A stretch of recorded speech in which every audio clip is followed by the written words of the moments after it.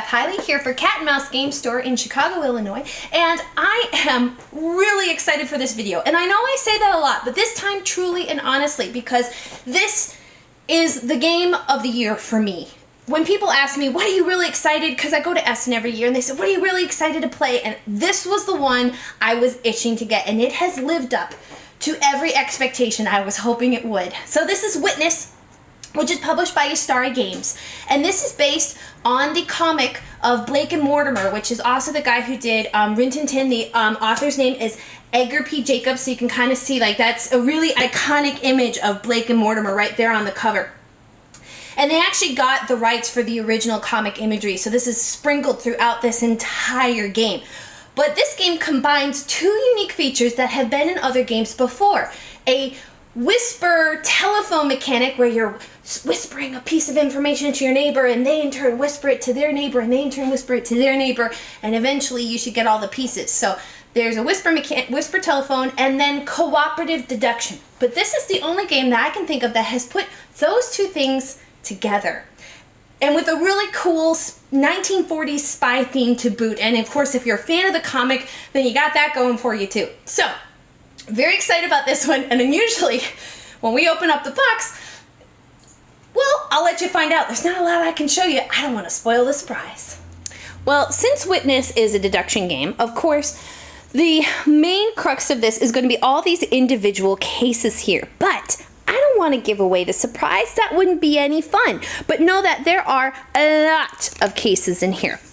And in fact, that's going to be the very first thing that you do, no peeking though, is you would turn to a particular case number. So this is case number 1, the introduction case. And you would read this passage behind this post-it out loud to the table. That sets the scene for whatever deduction you are going to try and accomplish. And there are lots of classic spy, murder, mystery kind of things, espionage, theft. And you're all given a unique clue. So where is my unique clue? Well, it's in the character book that I have. So we'll say in this example, I am Mortimer here. So I have one unique clue. So I'm going to turn to my Mortimer book here, find the matching case number. So case number 1, and whatever is, again, hiding behind this post-it is this unique clue that I am given. Now we're going to assign, each character gets a unique clue. So we're going to call them A, B, C, and D. We're going to play over 4 rounds, and over the course of those 4 rounds, we're going to end up acquiring all 4 of those clues through a game of whisper telephone, just like you used to play around the campfire if you were a Boy Scout or a Girl Scout.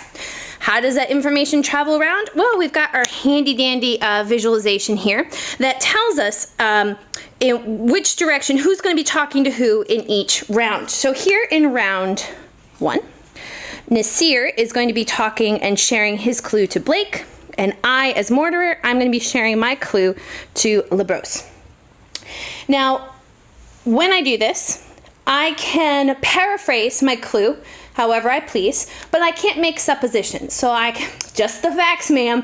I can rephrase it, but I can't make any assumptions of whether or not I think it's important.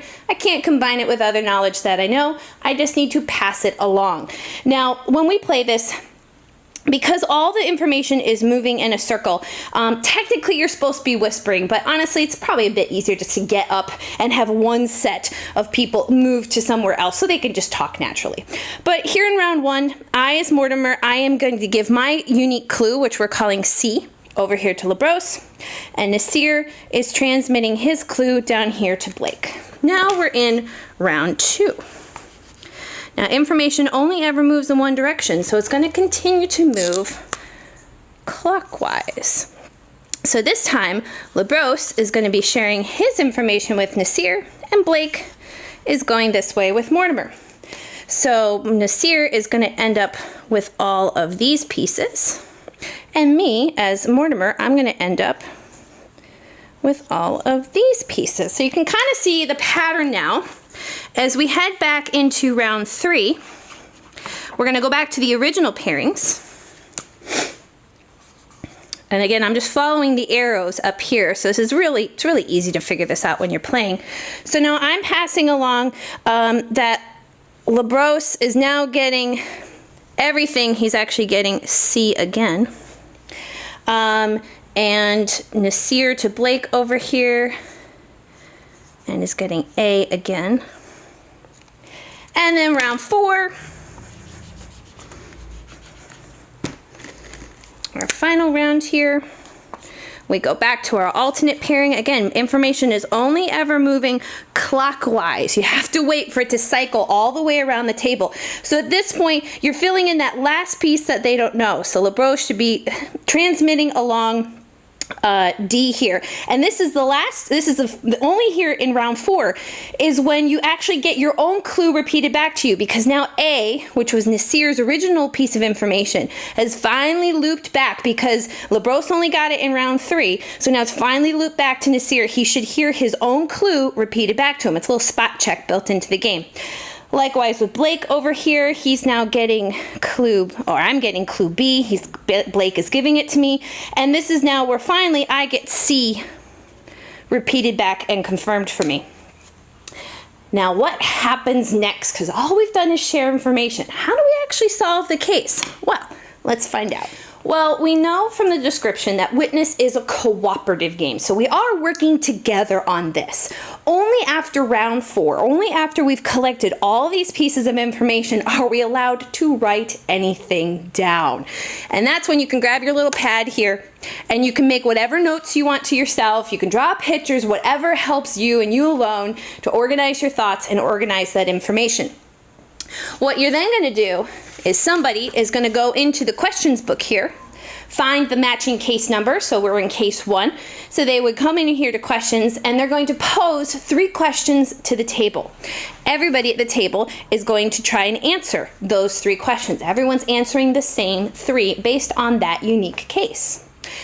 Then, once everyone has given those 3 guesses a good amount of pondering, hopefully with the right answers, then and only then do you look at the solutions and you see how close you came. Now, Witness plays exactly 4 people, no more, no less. So you always know the exact score you need to win. If you get a score of 7 answers, where each correct answer here is a point, so the best, if you got a perfect score, you get 12. Every person got all 3 questions correct. But a winning round is considered to be 7 points or more. If you get 11 or 12, though, you've done exceptionally well. Well done, you. And go play another game, go play another case, because apparently you're really good at this. Now, as a final note, as you get through the cases, if you look on the back here, this is the layout of all the different cases for beginner, intermediary, difficult, and totally impossible. And I will say that these are organized really in a nice sequential order. You'll find that the end of the easies start getting pretty difficult, and the beginning of the mediums are pretty easy. So, you know, within each of these color blocks, there's a nice continuum from easy to hard. Also, what's going to shift over time as you get through to higher cases is in the beginning cases here, it's more about making sure the information is transmitted correctly, that you remember the different pieces. There's very little of actually having to deduce something or infer something from those pieces. As you start getting right in here, so it happens pretty fast, it's when you really have to take that information. Not only does it have to be transmitted correctly amongst all 4 people, but now you actually have to use it. You're going to have to know trivia, you're going to have to solve puzzles, you're going to have to draw maps, and you really have to utilize a whole lot more knowledge. And quite honestly, I haven't yet attempted any of the ones over here, so I can only imagine how much more difficult they might get. But it is cooperative, so you're in it together, and I will say it is extremely addictive. Well, that gives you sort of an idea of what to expect when you open up Witness. Of course, dive right into those cases. They are fantastic. Have a wonderful time. Each case is probably going to take you about 15 to 20 minutes. There's no time limit. People can talk with their partners for as long as they want. They can write their notes for as long as they want. So, you know, there's no rush in this. If one person is, you know, really wanting to ponder that, you're in this together. So give them the time they need. They might give you the points you need to win. Now, as always, I like to offer 3 suggestions based on either the theme or the mechanic of the game in question. So for Witness, I have 1 game for one mechanic, 1 game for the second mechanic, and 1 game for the theme. So first, for cooperative deduction, oh, Hanabi, award-winning game from last year, has sold a bazillion copies. If you haven't tried it, you should. You just should. But again, it's a deduction game, but it is also cooperative. So you're all working together to try and lay down cards in a particular order, but you can't see your own hand. Now, if you like the idea of that whisper mechanic, like playing campfire games as a Girl Scout, then you should check out Telestrations. This is the fun party version of that, where you're writing down a word and passing your book to the neighbor. Then they have to draw a picture on that word. And then they pass it to the next person, who then has to write down the word that they think describes that picture. And of course, things are gonna drift depending on people's drawing abilities. Bad drawing in this game is actually a bonus. It makes for some really hilarious rounds. Now, finally, if you like the idea of spies and deductions, of course, can't go wrong with Sherlock Holmes. This is a slightly more kid-flavored version where Sherlock Holmes has posed a riddle to this set of kids, and you're in a competition to try and see who can solve it first, and thus gaining the accolades of Sherlock Holmes. But there's also bluffing, and it's not just deduction. There's a lot of bluffing in this too. So imagine Clue, but on steroids. So if that appeals to you, if you really like that sort of niche of that theme, then this might be a good one to pick up. And also, it's right around the same amount of time at about an hour, hour and 15. As always, there's no question that if you come into Cat and Mouse and you say, Beth, I would love to play Witness, it will happen. But you should know that Witness is for 4 and exactly 4 players. No more, no less. So this is the perfect opportunity to get 4 people together for dinner and then play Witness when you're done, because it's the perfect amount of people for really one of the most perfect games that I have ever played, and that's saying a lot. So come down to Cat and Mouse. I'm sure we can dredge up 2 more people, and we'll give Witness a try.